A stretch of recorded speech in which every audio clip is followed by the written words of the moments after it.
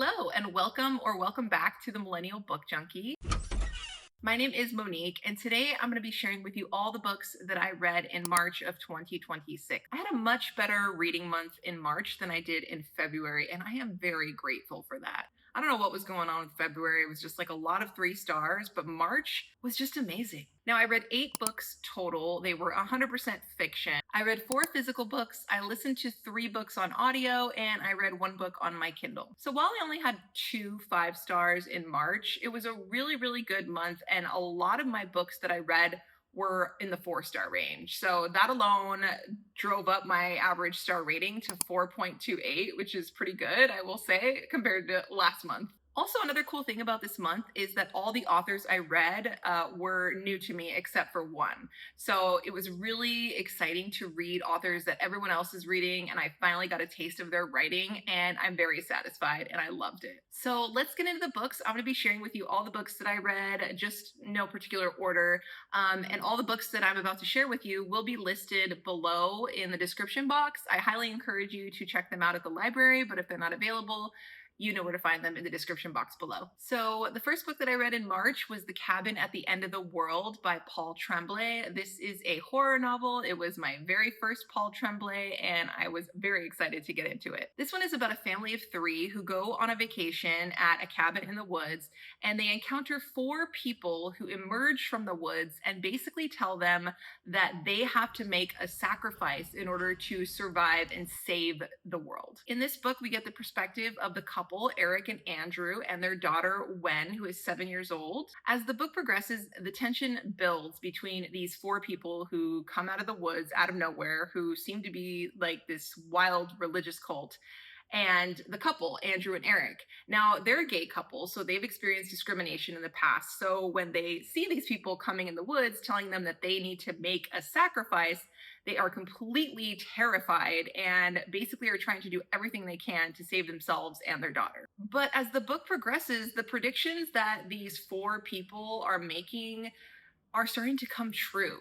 They are predicting these awful things that are happening in the world, and they're actually happening. So as a reader, you're left wondering who's right, who's wrong, who's telling the truth, who's not. And that level of uncertainty is delicious in a horror novel, I will tell you, because the entire time you are left wondering what is going on and how is this even going to end? And you're also struggling with, like, what would I do in this situation? I mean, sometimes you want to have pity on people who seem like they're going through distress, but if they are telling you that you need to make these horrible sacrifices to save the world, I mean, your first thought is these people are cuckoo. And I'll be honest, this book made me cry. There is a scene in here that just brought me to my knees, and I think it's because the characters were so well developed that this just completely took me out. I will say there is one thing about Paul Tremblay's writing, and is that when the action is happening, he decides at that point to really get into descriptive writing, which is not my jam. There was a scene that was happening very fast where a guy was trying to get into this case, and he starts describing the case in depth. Okay, we don't care about the design. We don't care about the design of the safe. Just get the gun. And I'm like, I don't care what the case is made out of. I just want to get to what's in the case. Let's move on. But aside from that, I absolutely loved this book.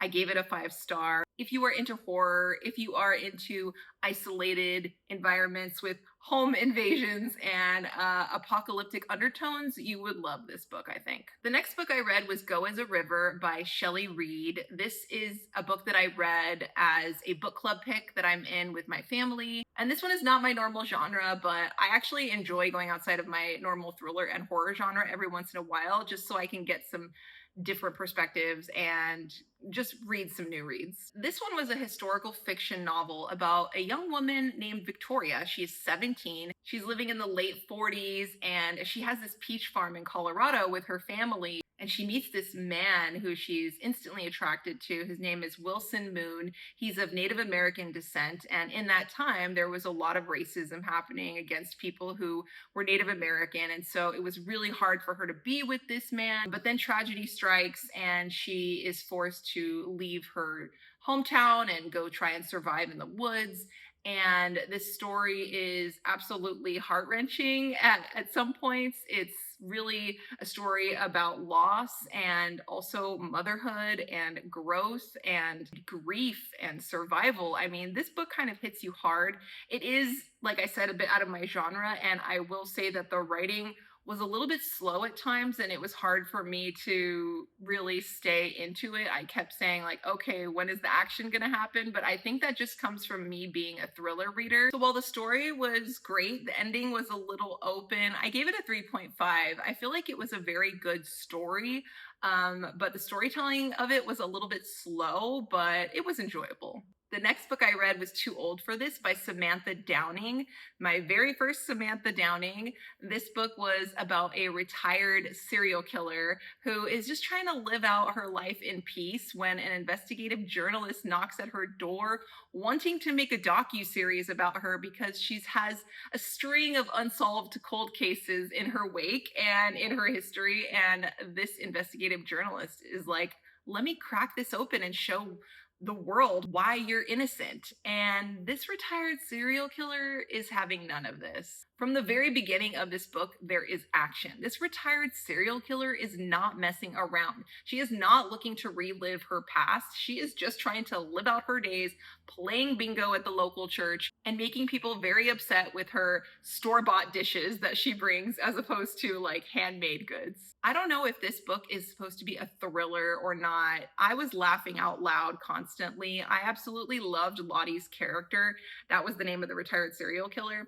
And she was trying to garner sympathy, you know, by using like a walker and just play to that like older character in times when it benefited her.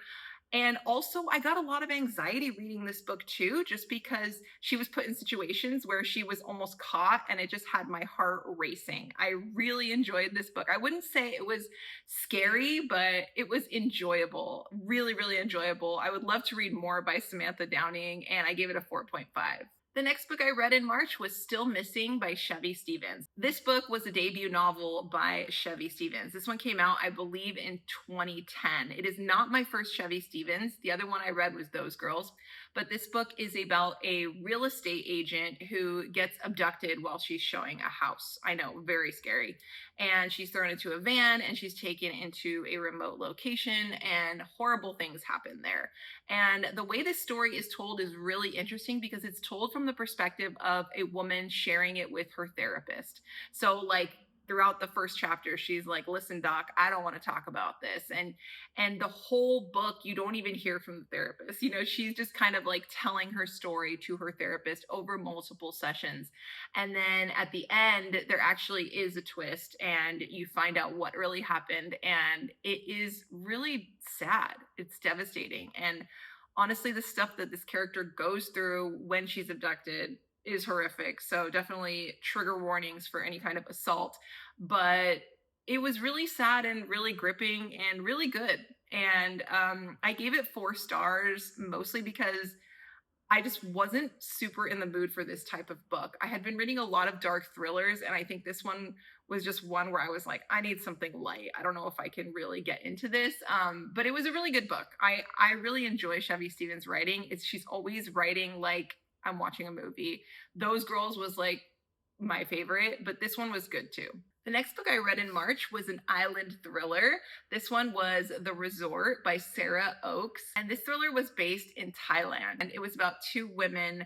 One of them is a travel influencer named Brooke. The other one is a scuba instructor named Cass. And they are both from America, but they're living on this island in Thailand. And the travel influencer is not there for very long, but while she's there, they discover a dead body in the ocean, and the body is like wearing scuba gear, and everyone is left wondering what happened. And this travel influencer and the girl Cass, who's the scuba instructor, they both have pasts that, you know, they don't share with anybody. They both have secrets they're hiding, but they both kind of work together to figure out what happened to this girl that they found in the ocean. And then there's also this other girl who was killed, who fell off a mountain months or weeks before this. So there's a whole bit of an investigative journey here as to what happened to these girls on the resort. And along the way, more people are dropping dead at the same time. So it's kind of a really interesting thriller because you have these people trying to figure out what happened, and you're not really bored at all the whole time. I actually found this to be a very, very good thriller. I was on my way to giving it a 4-star because I really enjoyed it, but then the ending, like the final chapter where there was like a final twist, I was like, I don't know if I can get behind this. I honestly, before that final chapter, I was like, I think this book was great. I'm going to give it a 4-star. But after that final twist, I just felt like it was too forced and not needed. And it just put me in a bad mood afterwards. So I dropped it a whole star. But it was a good book overall, I will say. I would recommend it, like if you are going on a vacation, especially to an island. I really think this would be a great beach thriller to read. I enjoyed it. I just don't know what was up with that twist in the end. Like, it didn't even need it. And sometimes at the end of the book for me, if you put me in like an annoying mood, like it's going to affect the rating. So unfortunately that affected the rating on this one, but I think it was pretty good. This next book I read in March was The Drift by C.J. Tudor. And I have never read this author before, and I was extremely satisfied with this book. This book is a post-apocalyptic thriller. You have 3 groups of people who are trying to survive this virus that has ravished the country, and it's got a strain that makes you a little bit ragey, kind of like in 28 Days Later. This virus, once it gets to you, it gets in your lungs, and when you breathe, it makes like a whistling noise. So people who are infected are called the whistlers. And it is highly, highly creepy. You have these 3 groups of people who are seemingly disconnected. They have 3 stories, nothing to do with each other. They're all stranded in the snow during this virus. And as the novel progresses, you find out how each of these groups are connected, and you will not see this coming. I was very surprised.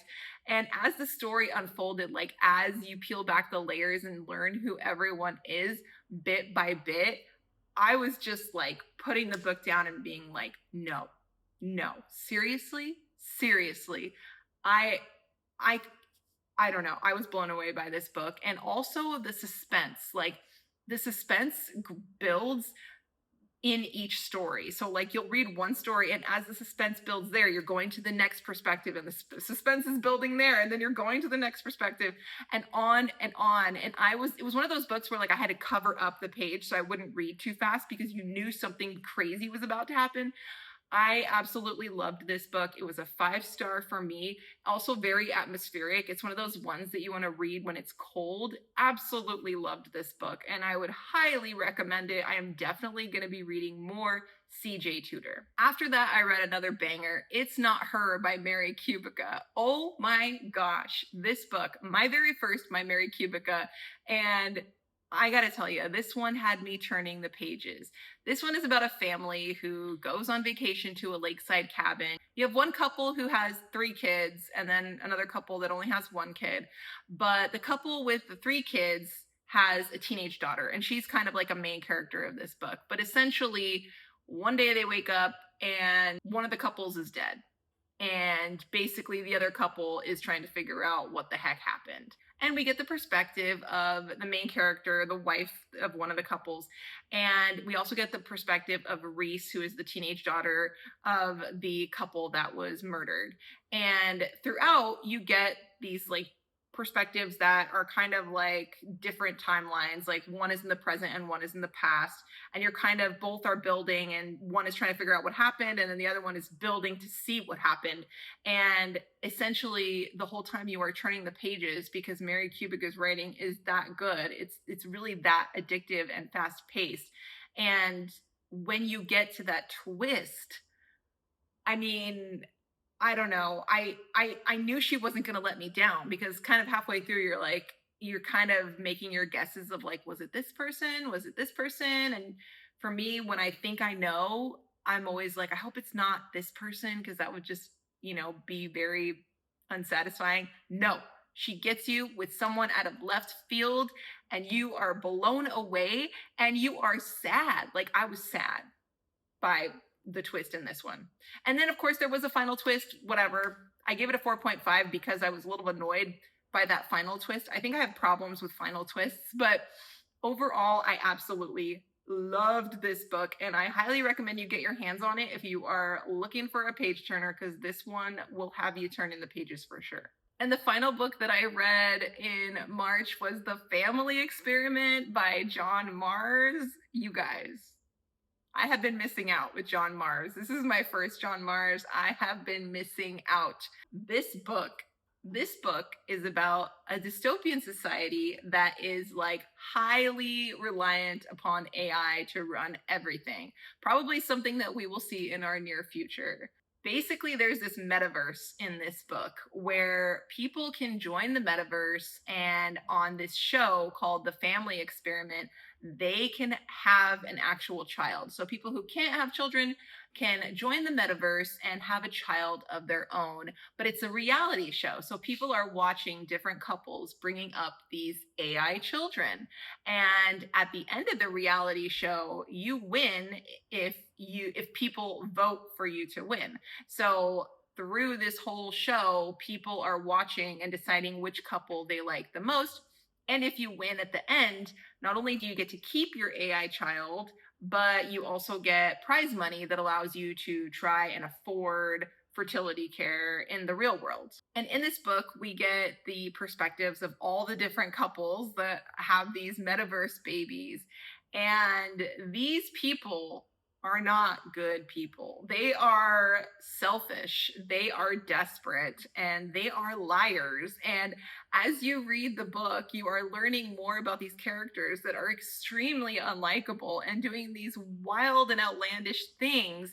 And you are just pulling your hair out. Like, why are you doing this? Like, what is wrong with you? And what is happening throughout this book?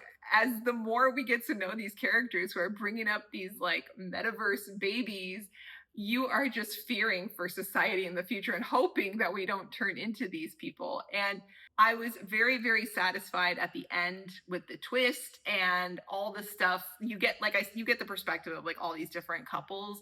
And then, you get the perspective of a young boy who kind of has grown up in this AI shell of a world where they're testing him. And it's, I don't want to give away too much, but this book really was terrifying. And John Marrs has really painted a very disturbing world that could happen with AI if we're not careful. I also really enjoyed the audiobook because in the audiobook, which I'm sure is in the book, but you get like advertisements in this world. Like there's advertisements for like, if you want to talk to someone that has passed away, you can do so in the metaverse. And you get like news updates, and you hear about people who are using AI to do like these awful things. And it just made the world feel so real. If you want to separate yourself from the real world and like dive into the metaverse for a little bit of wild behavior, I definitely recommend reading this book.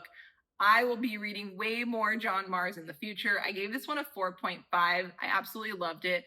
What kept it from being a 5-star for me was just the subject matter. I was just like, this is too wild. I don't know if I like the AI dystopian world fiction at this point, but it was very good story, very good twist, and I highly recommend that one too. And that does it. Those are all the books that I read in March. I would say I had a fantastic reading month. Have you read any of these books? And of course, what are you reading right now? Please tell me. I would love to know. And like I mentioned earlier, all the books that I've shared with you today are in the description box below. Thank you so much for watching. I truly, truly appreciate it, and I'll see you guys next time. Bye.